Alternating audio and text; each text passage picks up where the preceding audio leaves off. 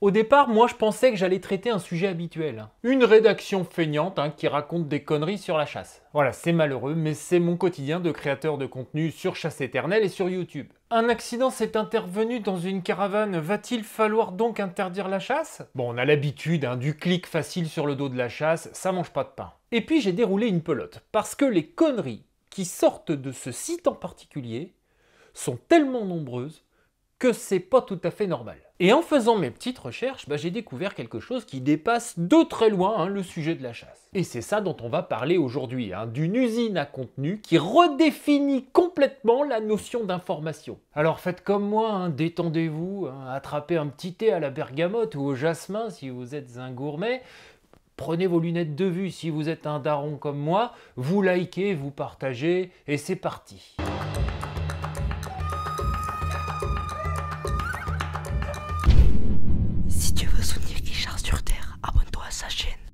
Le site s'appelle Mon Jardin et ma maison. Les deux. Ça cause de tout et surtout ça publie à une allure surhumaine. Allez, un article sur les jardins et vas-y que je te mets un article sur la maison. Le média en ligne appartient à un groupe qui s'appelle Reworld et qui possède quelques titres dont vous avez sans doute déjà entendu parler. Auto Plus, Modes et Travaux, Top Santé, Closer et j'en passe. Le groupe revendique 81 médias et 1,5 million d'abonnés payants. Ah c'est déjà la belle boutique. Et sur ce site, donc, Mon Jardin et ma maison, ça publie régulièrement sur la chasse. Quand ça concerne mon jardin ou ma maison, me demandez-vous? Eh ben non, pas forcément. Il y a quelques semaines, je l'épinglais sur Chasse Éternelle pour fainéantise journalistique manifeste à propos des accidents de chasse. À ce moment-là, j'avais pas vraiment fait attention, c'est tellement classique dans la presse française que je m'étais dit, bon voilà, un de plus. Et puis il y a quelques jours, je tombe sur une histoire, comment dire, le juger plutôt. Chasse, les tirs en l'air peuvent être plus meurtriers que ceux qui visent une cible.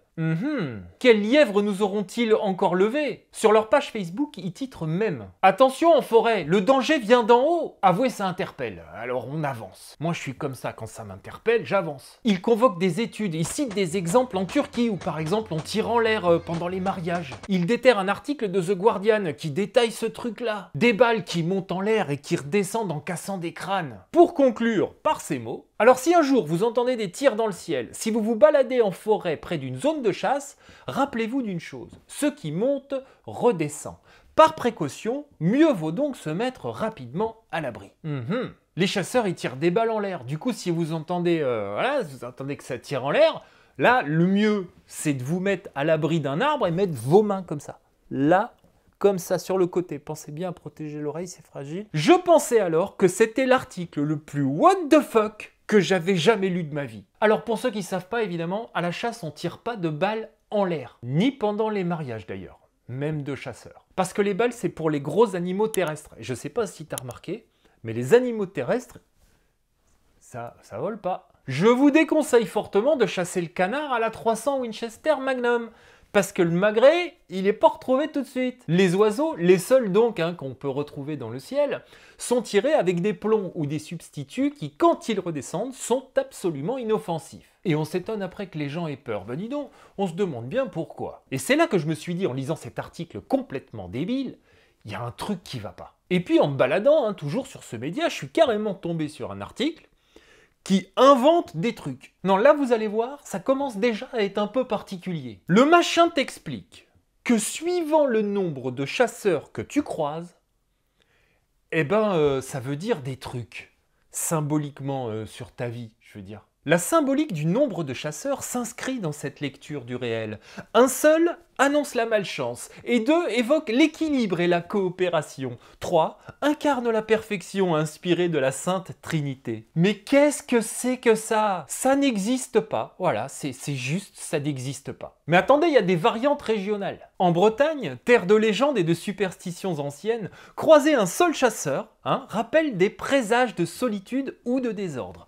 On pense qu'un homme seul, face à la nature, rompt l'équilibre sacré du pouvoir d'un groupe. Alors, à ma connaissance, ils pensent pas ça en Bretagne. La Bretagne, terre de légende. Mais ça va pas bien, non? Mais attendez, il y a une variante auvergnate. En Auvergne, région de montagne fertile, 3 chasseurs évoquent la plénitude. Regarde Denise, 3 chasseurs, nous voilà remplis de plénitude. Vous l'avez compris, cet article est une affabulation totale. Il remplit une case quoi, c'est du contenu cliquable avec le mot chasse dedans. Bon, celui-là, vous allez me dire, il est inoffensif. Voilà, ça reste quand même une rédaction qui raconte n'importe quoi à ses lecteurs, mais bon. Et puis, il y a la goutte d'eau. Des articles, il y en a d'autres sur le site, mais je vais pas faire une vidéo de 6 heures. Il s'agit d'un témoignage. Même interdit à la chasse, mon refuge n'a pas été épargné. Ils ont abattu une espèce protégée. Bon, des cons, il y en a partout, jusque-là, pourquoi pas, je creuse quand même. Oui, on vit dans un monde où pour être sûr d'une information, ça demande un effort personnel conséquent. Un propriétaire de refuge LPO raconte comment, malgré l'interdiction de la chasse sur son terrain, des braconniers ont pénétré sa propriété. Ça devient très précis. Alors moi, je vais sur le site de la LPO et je fouille. Et je trouve. Il s'agit d'un guide édité par la LPO intitulé « Chasse à proximité de mon habitation ». Dans cet article, la LPO donne des cas pratiques fictifs. Du genre, un chasseur souhaite récupérer un animal blessé qui est venu se mettre à l'abri sur mon refuge. Que puis-je faire? Voilà, il s'agit d'une situation hypothétique. Comme le point numéro 6. Des braconniers ont pénétré sur mon refuge, interdit à la chasse, et tué une espèce protégée. Que dois-je faire? Qui est devenu, dans mon jardin et ma maison, un propriétaire de refuge LPO raconte comment, malgré l'interdiction de la chasse sur son terrain, des braconniers ont pénétré sa propriété. Vous commencez à comprendre les raisons de mon agacement? Ce site d'information a transformé une situation fictive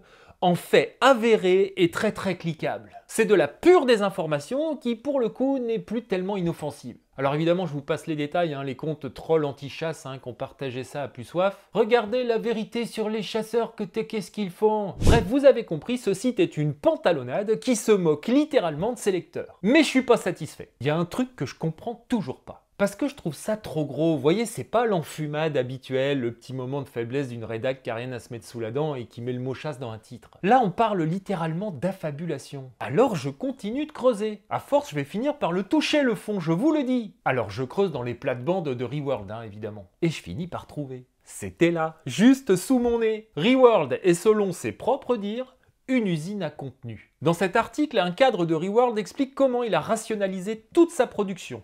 47 marques reliées à une même plateforme, 250 rédacteurs connectés et un système capable de publier automatiquement sur plusieurs supports. Le même article peut être repris, recadré, refoutu sur un autre site et tout ça en 2 clics. En changeant l'angle, vous voyez, suivant à qui on s'adresse. C'est ce qu'ils appellent de l'efficacité. Moi, j'appelle ça la fin du journalisme. C'est pas une rédaction, c'est une usine à contenu et c'est eux qui le disent. Ah bah les articles, ils sortent comme des boîtes de conserve d'une chaîne. Voilà, aucun goût, aucune saveur, voilà, ça avance sur le tapis, quoi. Le journaliste, ou le rédacteur web, appelez ça comme vous voulez, devient le rouage d'une machine qui le dépasse complètement. Et la vérité, vous avez compris, c'est plutôt une variable d'ajustement. Non mais j'entends ce que tu dis, Jean-Eudes, mais ça reste pas vrai quand même. On s'en fout. Non mais donne-moi 10 minutes, je fais une petite recherche, je vérifie, je mets la bonne info. Pas le temps? Bon, ok.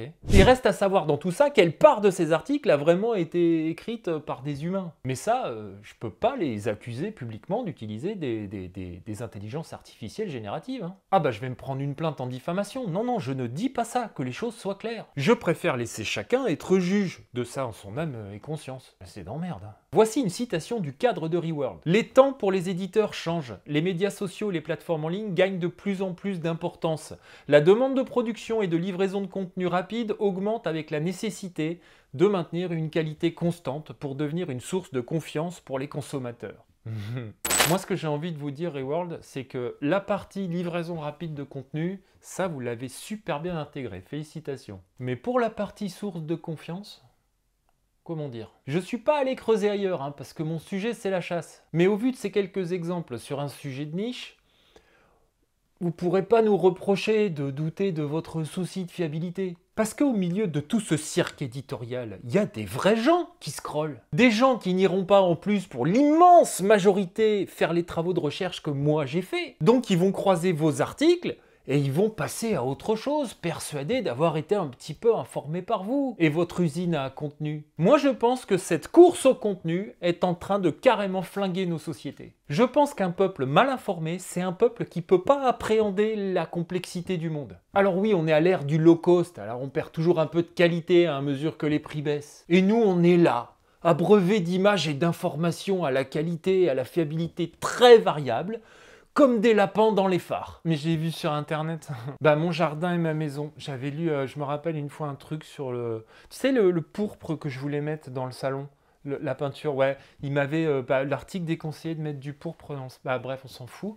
Là, il parlait de la chasse. Ouais, figure-toi, bah bravo. Alors attention, hein, me faites pas dire ce que j'ai pas dit. Je suis absolument certain que dans les rangs de Reworld, il y a des journalistes plus que compétents. Je suis même persuadé qu'il y a des articles de qualité qui sortent des rotatives tous les jours. Mais s'abandonner ne serait-ce qu'un peu, hein, à la mode de trifouiller dans les consciences pour faire du putaclic, c'est renoncer à quelque chose quand même. Au journalisme, tu dis? Peut-être. L'information, c'est pas une marchandise. L'information, c'est pas du contenu qu'on génère à la chaîne parce qu'il faut survivre dans un monde de plus en plus concurrentiel. Le mensonge commence quand on arrête de se relire, quand on confond vitesse et vérité. Moi, je vous le dis, hein, le jour où on commence à plus poser de questions sur ce qu'on est en train de publier, on devient clairement un ennemi du peuple, qui ne demande lui qu'à s'informer et qui n'a pas toujours les moyens de trier. Moi, vous voyez, je suis pas journaliste, mais si vous voulez creuser, je vous renvoie vers une formidable étude qui est sortie sur le site Arrêt sur Image. C'est la journaliste Justine Brabant qui a fait toute une enquête sur le groupe Reworld.